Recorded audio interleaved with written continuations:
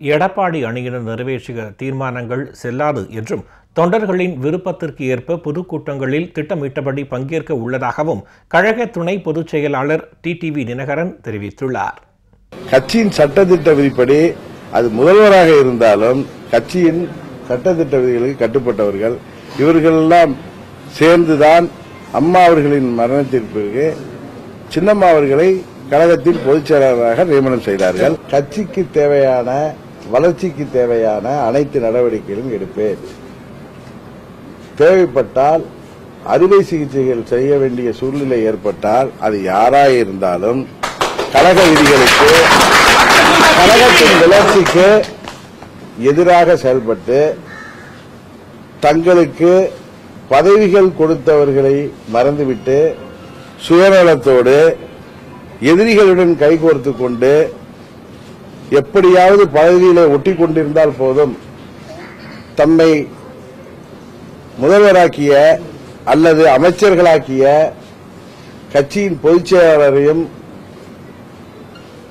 மற்றவர்களையும் நாம் தூக்கி எறிந்துவிட்டு எப்படியாவது இந்த பதவியிலே இருந்து கொள்ளலாம் என்று யார் நினைத்தாலும் அவர்கள் மீது உரிய நடவடிக்கை எடுக்கின்ற தைரியமும் மன வலிமையும் தொண்டர்களின் ஆதரவும் நிச்சயம் மாண்புமிகு அம்மா அவர்களின் இயக்கத்திலே அவரது வழிவந்த எங்களுக்கு இருக்கிறது என்பதை இந்த நேரத்திலே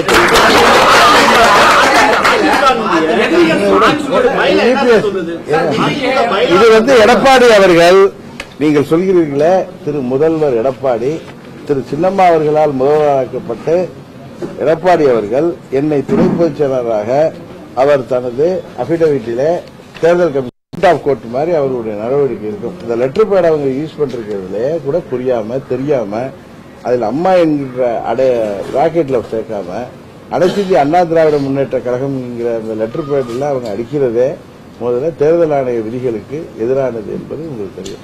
இது போலதான் இல்ல ஒரே அவர் தான் சூழ்ச்சி செய்யறது யாருங்கிறது உங்களுக்கு நல்லா தெரியும். கட்சிக்கு உங்களுக்கு ஆசையா இருக்கா சொல்லுங்க. உங்களுக்கு ஆசையா தான் அறிவிச்சிருவேன். எடப்பாடி பழனிசாமி மாத்திரம் இல்லைங்க, யாராக இருந்தாலும் கழிச்சு அதுல எல்லாரும் முன்னேற்றம் இல்லை. அன்றைக்கு நான் சொன்னேன் இன்னொரு 60 நாள் உங்களுக்கு டைம் தர்றேன், அதுவரை நான் கட்சி பணிகளை எனது இல்லத்தில் இருந்து கவனிப்பேன்னு சொன்னேன். ஒதுக்கிறேன்னு சொல்லல, நான் துணை பொதுச்செயலாளராக தொடர்வேன். எனது இல்லத்திலிருந்து வருகின்ற நிர்வாகிகளையும் தொண்டர்களையும் சந்திப்பேன் என்று சொன்னேன். 60 நாள் முடிந்த பிறகு நான் மீண்டும் எனது கட்சி பணியிலிருந்து தொடர்வேன் என்று சொன்னேன். இதுல திடீர்னு போயிடுவேன் வர்றேன்னு நான் சொல்லவே இல்லை. இப்ப அடுத்த வெயிட் பண்ணுங்க, அவரை இன்னொரு கேள்வி கேட்டார், அது சொல்லிடுறேன். அந்த 60 நாள் கெடு முடிந்து கட்சியின் வளர்ச்சிக்காக நடக்க இருக்கின்ற பொதுத் தேர்தல் பாராளுமன்ற பொதுத் தேர்தலுக்காக நான் பணியாற்ற தொடங்கிவிட்டேன். தொண்டர்களின் விருப்பத்திற்கு ஏற்ப நான் பல பொதுக்கூட்டங்களில் கலந்து கொள்வதற்காக தயாராகி வந்துவிட்டேன்.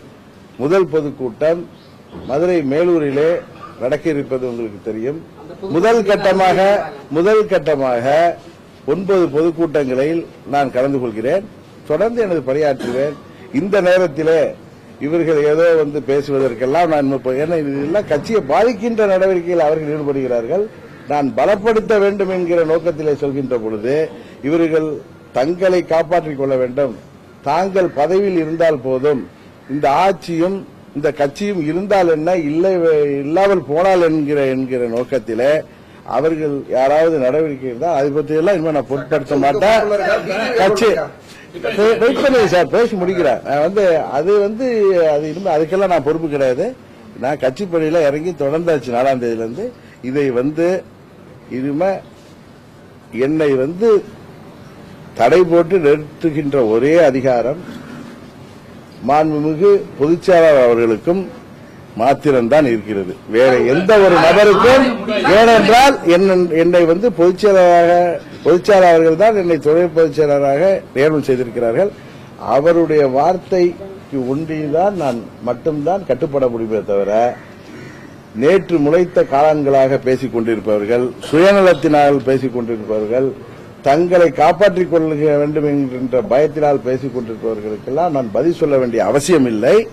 தொண்டர்களை குழப்ப பார்க்கிறார்கள் என்கிற ஒரே நோக்கத்திற்காக இந்த பத்திரிகையாளர் சந்திப்பின் வாயிலாக கழக தொண்டர்களோடு சேர்ந்து இயக்கத்தை வலுப்படுத்துவதற்கும் புரட்சித் தலைவர் அவர்கள் கண்ட இந்த இயக்கத்தை அம்மா அவர்கள் வழியிலே நின்று தொடர்ந்து அம்மா அவர்கள் சொன்னது போல இன்னும் 100 ஆண்டுகள் ஆனாலும் இந்த இயக்கத்தை யாரும் அழித்துவிட முடியாது